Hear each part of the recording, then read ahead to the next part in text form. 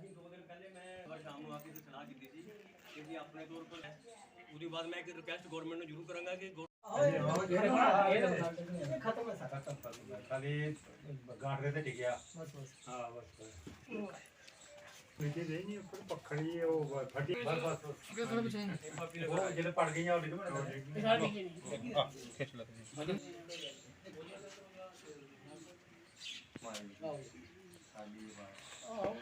नीचे खड़ी बड़ी नहीं ला लाई हुई है ये गांठ पे ठीक है ऐसी गल नहीं है ये गरमैश होनी ना आवा बाले पड़ी के सारे सरपंच भी है प्रधान साहब भी है नायब सरपंच भी इतने हैं बेसिक की करना तुसें जिन्ना मेरे को होंदा मैं करिए तुसें एक मीटिंग कर लो जो हेल्प होंदी है अनऑफिशियल जेह्ड़ी वो तो पीएम बाई ने जेह्ड़ा है कोई ना पाए दा ओह्दा एडमिनिस्ट्रेशन कदे जल्दी हो जल्दी पैसे दिंदे आ बाकी दा जेह्ड़ा मैं सरपंच जिंदा ही आ तगड़ा बाकी अपनी सोशली अच्छा मां जी 3 दिन होए डिगे दे अच्छा ते जेह्ड़ी ओह् नहीं तेरा मुड़ा ना नूंह रही जेह्ड़ी बेचारी काम करदी ही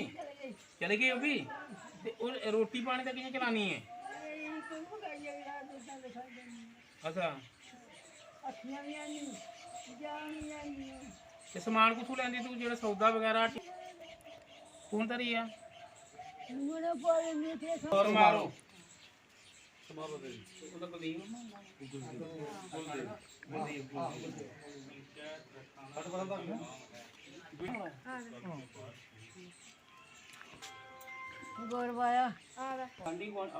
खबर लगी थी कल व्हाट्सएप फेसबुक च लगी मुड़ा तो कीमत सुनी दूआ नंबर अपनी तरफ से इसमें पोतरा जेड़ा है ये बेचारे कमाई के सर्फिंग बड़े करता है जेड़ा कि बेटा बड़ा पूरा होई बड़ी देर होया बच्चा छोटा ही हा 2-4 महीने 5 महीने का बच्चा उन्हें वो पूरा होई बेचारी जी 2-4 कनाल आ दी वो भी 7-8 महीने हुई वो भी पूरी हुई हूँ ये बेचारे बजुर्ग 85-90 साल की पीएम बाई का रिश्तेदार पंचायत बड़ा जे पैसा नहीं दे चुकी जिदे कन्नै इहदा मकान वो जेह्ड़े बनाई बेचारे दी ओड़दे वो मेरे जेह्ड़े पैंच सरपंच टीम है साड़ी और मैं बीइंग जनरल सैक्शन दे इहदा मैं जेह्ड़ा कि अज नोटिस लिया और मैं अपनी पंचायत की तरफों अपनी तरफों करे करदा ये छोटी जी मदद है कि अज जेह्ड़ा कि इंदा कि थोड़ा बरसात दे दिन उहदे उपरंत भी वो लाएगा सीटां भी वो पाएगा जो भी चैनल चूनल कोई पाउंदी वो पाइए इहदा कि कम से कम निकली जाए उहदे उपरंत जिसले ये टाइम निकली जाए तो जेह्ड़ा गौरमेंट कोला मैं एडीएम भी धरटाना तो एज प्रधान ਅਸੀਂ ਧੰਨਵਾਦ ਕਰਾਂਗੇ ਪਹਿਲਾਂ ਸਾਡੇ ਗੰਢਲੀ ਦੇ ਸਰਪੰਚ ਗੁਰਦੀਪ ਸਿੰਘ ਦਾ ਜਿਨ੍ਹਾਂ ਨੇ ਕੱਲ YouTube ਤੇ ਇਹਨਾਂ ਦਾ ਦੇਖ ਕੇ ਮੈਸੇਜ ਫੌਰਨ ਉਸੇ ਟਾਈਮ ਇਹਨਾਂ ਸਾਰੀ ਪੰਚਾਇਤ ਨੂੰ ਸਾਡੀ ਨੂੰ ਅਲਰਟ ਕੀਤਾ ਉਸੇ ਟਾਈਮ ਨਾਇਬ ਸਰਪੰਚ ਸਾਹਿਬ ਪੰਚ ਸਾਹਿਬ ਸਾਰੀ ਪੰਚਾਇਤ ਇਕੱਠੇ ਹੋ ਕੇ ਅਸੀਂ ਇੱਕ ਫੈਸਲਾ ਕੀਤਾ ਜਿਹਦੇ ਵਿੱਚ ਗੁਰਦੀਪ ਸਿੰਘ ਹੋਰਾਂ ਨੇ ਤੁਹਾਨੂੰ ਦੱਸਿਆ ਹੀ ਹੈ कि जे फिलहाल ਜਦੋਂ तक गौरमेंट की मदद मिलती वो पहले इनू अपना उत्तों ढा के पुराना मलबा ला के चादर वगैरह पा के ये एडजस्टमेंट करनगे उस बाद असी रिक्वेस्ट करने गौरमेंट अगे कि जिथे बरतन वाली जगह पहले उत्थे वरतो ये प्रायोरिटियां दे के कदों दे कुछ मकान मैं देखा 4 मकानों के पैसे आए उन्होंने काम लगे आ अद्धे पैसे मिले अद्धे पैसे मिले नहीं उन्होंने की बनेगा वो भी गरीब ने बेचारे जिन्होंने पहला उन्होंने मकान वट के बाहर बिठाया जिस तरह जनाब कह रहे हैं कि इन्हों पंचायत घर के शिफ्ट कर दो ऐसा नहीं हो सकता सर इंसानियत जिंदी है जी इतने धन्नवादी असी उस पड़ोस के सारे दे इन्होंने बिल्कुल हत्थों से चुक्या बजुर्गों और बच्चे भी लंगर पानी की भी सेवा कर रहे हैं और माली हालत असी अपनी पंचायत की तरफों ये वादा करते हैं तो वध तो वध असीं इन्हां दी मदद करांगे धन्नवाद जी तरठाना ये मकान की जो हालत आप जी देखते पे हो सारिਆਂ ਨੂੰ पता ही है घर की कंडीशन भी खराब है इन्हां दा नाम पहले BPL हुंदा सी लेकिन 3-4 साल तो पहले जो BPL वाली स्कीम गौरमेंट ने कैंसिल की वो नवा BPL सिस्टम शुरू किया कि जो कच्चे मकान उहदे भी जी डिवॉल्ट करते ही लेकिन गौरमेंट ने असीं पंचायत की तरफों रेगूलेशन पा के भेजिया होया इन्हां दे मकान का ਲੇਕਿਨ ਅਜੇ ਤੱਕ ਕੋਈ ਪੈਸਾ ਇਹਨਾਂ ਦਾ ਨਹੀਂ ਆਇਆ ਹੈ। ਅਸੀਂ ਦੁਬਾਰਾ ਵੀ ਰਿਕੁਐਸਟ ਕਰਾਂਗੇ ਗਵਰਨਮੈਂਟ ਨੂੰ ਵੀ, ਔਰ ਅਸੀਂ ਆਪਣੇ ਤੌਰ ਪਰ ਵੀ, ਜਿਸ ਤਰ੍ਹਾਂ ਸਾਡੇ ਸਰਪੰਚ ਸਾਹਿਬ ਨੇ ਗੁਰਦੀਪ ਸਿੰਘ ਸੈਣੀ ਸਿੰਘ ਨੇ ਕਿਹਾ ਕਿ ਸਮਾਜਿਕ ਤੌਰ ਪਰ ਵੀ ਅਸੀਂ 3-4 ਦਿਨ ਪਹਿਲਾਂ ਹੀ ਆਪਣੀ ਮੀਟਿੰਗ ਕੀਤੀ ਸੀ ਇੱਥੇ ਕਿ ਪਰਿਵਾਰ ਦੀ ਮਦਦ ਕੀਤੀ ਜਾਏ, ਲੇਕਿਨ ਇਨ ਬਿਟਵੀਨ ਪਰਸੋਂ ਕੱਲ੍ਹ ਇਹ ਮਕਾਨ ਡਿੱਗ ਪਿਆ ਹੈ। ਹੁਣ ਜਿਸ ਤਰ੍ਹਾਂ ਕਿ ਆਪ ਜੀ ਸੁਣਦੇ ਪਏ ਹੋ, ਸਰਪੰਚ ਸਾਹਿਬ ਨੇ ਮਦਦ ਕਰੇ, ਅਸੀਂ ਆਪਣੇ ਸਮਾਜ ਦੇ ਵੀ ਇੱਥੇ ਵੀ ਬਰਾਦਰੀ ਨੂੰ, ਪਿੰਡ ਦਿਆਂ ਨੂੰ ਵੀ ਰਿਕੁਐਸਟ ਕਰਾਂਗੇ ਕਿ ਜਦ ਤੱਕ ਗੌਰਮੈਂਟ ਦੀ ਤਰਫੋਂ ਕੋਈ ਮਦਦ ਨਹੀਂ ਆਉਂਦੀ ਹੈ, ਅਸੀਂ ਸਾਰੇ ਹੀ ਰਲ ਕੇ,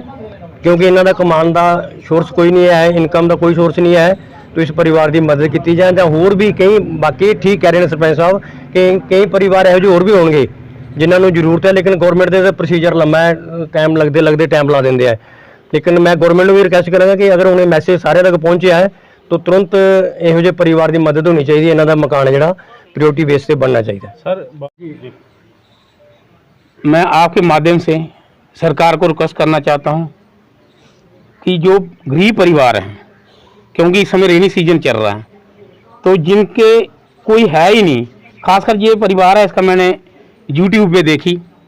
परसों का इसका मकान गिरा हुआ है और बेचारी ये 80 से 90 साल के बीच की बुजुर्ग है और इसका ना बेटा है,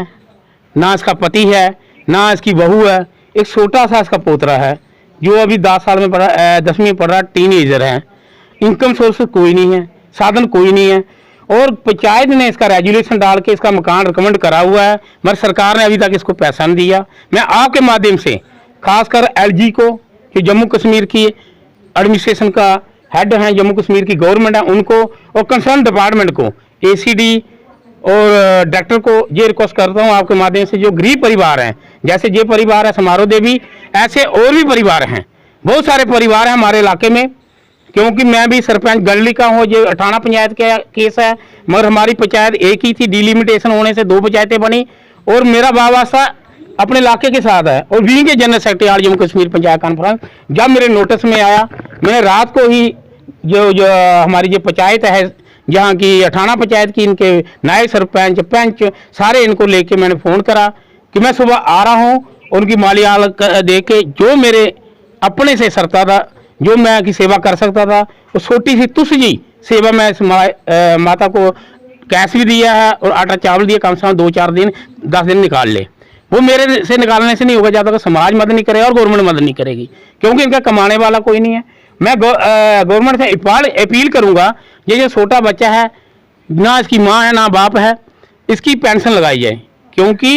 ये बिना माँ बाप के है, उसकी पेंशन लगाई जाए, जब कम से कम अपने जो पढ़ाई पूरी कर सके और स्कॉलरशिप एक्स्ट्रा दी जाए कि कम से कम अपनी पढ़ाई पूरी कर सके। और मैं जहाँ लोकल जो हैं मेरे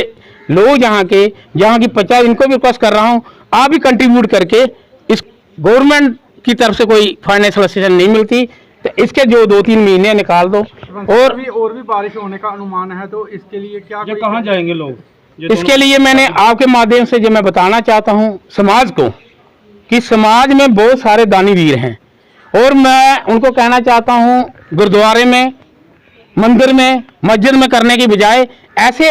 जो परिवार हैं इनको आइडेंटिफाई किया जाए, इनकी मदद की जाए। और मैंने एक बिजनेसमैन यहाँ का लोकल है, उससे मैंने रात की बात करी हुई है, वो कम से कम कि जो ये रेनी सीजन है, एक दिन में कल